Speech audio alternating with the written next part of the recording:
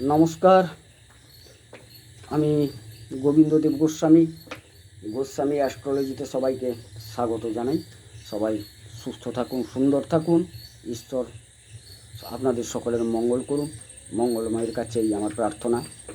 যাই হোক, আজকের আলোচ্য বিষয় যেটা নিয়ে আমি আলোচনা করতে চাইছি, আলোচ্য বিষয়টি হচ্ছে সূর্যগ্রহ সংক্রান্ত।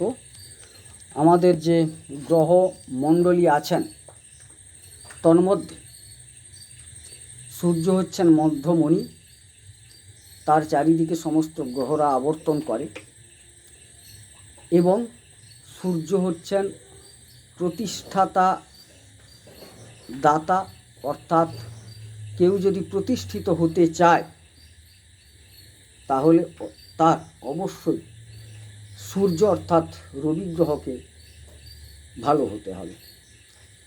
দ্বিতীয়ত, কারুর জন্মছকে বা হাতের এই অংশে যদি সূর্য খারাপ থাকে, অর্থাৎ রবির অবস্থান যদি খারাপ থাকে, কোনো গ্রহণ দোষ থাকে বা আপনার জন্মছকে যদি পিতৃদোষ থেকে থাকে, তাহলে আপনি কিন্তু কোনো কাজে সাফল্য পেতে পারবেন না, সব জায়গায় বাধা অনুভূত হবে।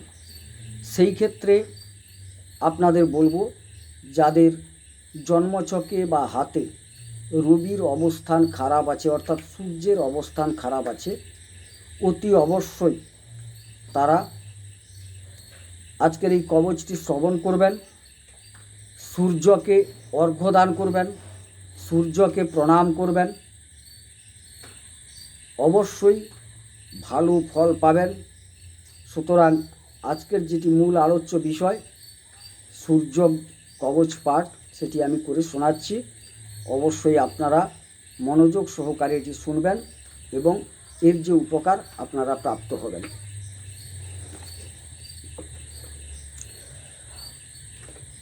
অথ সূর্য কবচম শ্রী সূর্য উবাচ শাম্ব শাম্ব মহাবাহু শৃণু মে কবচং শুভম ত্রৈলোক্য মঙ্গলং নাম কবচং পরমাদ্ভুতম যজ্ঞত্বা মন্ত্রবিদ সম্যক ফলমাপ্নোতি নিশ্চিতম যদ্ধৃত্বা তু মহাদেব গণানামোধিপো ভবৎ পঠনাদ্ধারণাদ্ সর্বেষাং পালকঃ সদা एवमिन्द्रादयः सर्वे सर्वैश्वर्यमवाप्नुयुः कवचस्य श्रीब्रह्मा छन्दोन्नुष्टुबुधाहितं श्रीसूर्यदेवता चात्र सर्वदेव नमस्कृतं यशो आरोग्यमक्षेषु विनियोगः प्रकीर्तितः प्रणवो मे शिरा पातु घृणिर्मे पातु भालकं सूर्योऽव्यनयनो द्वन्द्वः मादित्यः कर्णजुग्मकम्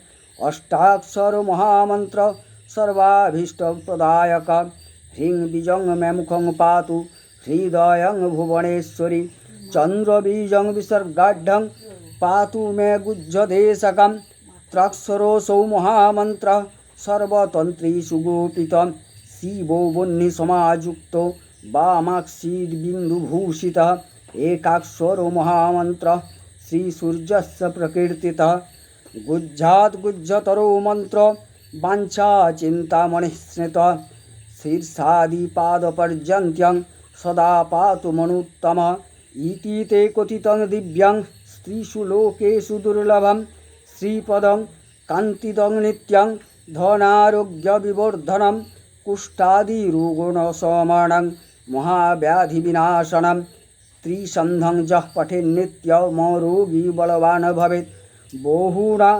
किमिहोक्तेन यद्जन्ननसि वर्तते तत्तत्सर्वं भवत्येव कवचस्य च धारणात् भूतप्रेतपिशाचश्च यक्षगन्धर्वराक्षसा ब्रह्मदैत्याश्च वेताला नैव द्रष्टुमपि क्षमा दूरादेव पलायन्ते तस्य संकीर्तनादपि भुर्जपत्रे समालिख्य रोचोना गुरुकुङ्कुमयि रविवारे च संक्रान्त्यां सप्तम्यां च विशेषतः धारयेत् साधकः श्रेष्ठस्त्रैलोक्यो विजयी भवेत् त्रिलौहमध्यगं कृत्वा धारयेत् दक्षिणे भुजे শিখায়ামথবা কণ্ঠে সোপি সূর্য ন সংশয় ইতি তে কথিতং শাম্ব ত্রৈলোক্যমঙ্গলাভিধম কবচং দুর্লভং লোকে তব স্নেহাৎ প্রকাশিতম অজ্ঞাত্বা কবচং দিব্যাং